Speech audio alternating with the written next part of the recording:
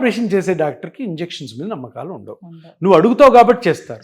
ఇప్పుడు మీరే వెళ్ళారు, మీరు ఒక ఆపరేషన్ చేసే డాక్టర్ దగ్గరికి వెళ్ళి, సార్ నాకు మోకాలు నొప్పి ఉంది, ఈ ట్రీట్మెంట్ చాలా ఫేమస్ అయింది కదా, ఇది మీరు చేస్తారంటే, అరే మనం ఎందుకు చేయకూడదు, సింపుల్ ఇంజెక్షన్ కదా, నో అని ఎందుకు పేషెంట్ మిస్ చేసుకోవాలని చేస్తున్నారు. నేను చెప్పేది పేషెంట్స్ అందరికీ ఏంటంటే, ఎప్పుడు అటువంటి డాక్టర్స్ దగ్గరికి వెళ్ళొద్దు. ఎవరైతే దాన్ని కరెక్ట్గా విశ్లేషించి, కరెక్ట్ స్కానింగ్ చేసి, కరెక్ట్గా ఎక్స్ప్లెయిన్ చేసి, కరెక్ట్ ఫాలోఅప్ చేసి, అన్నిటికంటే ముఖ్యం ఏ డాక్టర్ అయితే నేను ఎప్పటికి కూడా నిన్ను ఆపరేషన్కి పంపించను అన్న డాక్టర్ దగ్గర చేసుకోండి.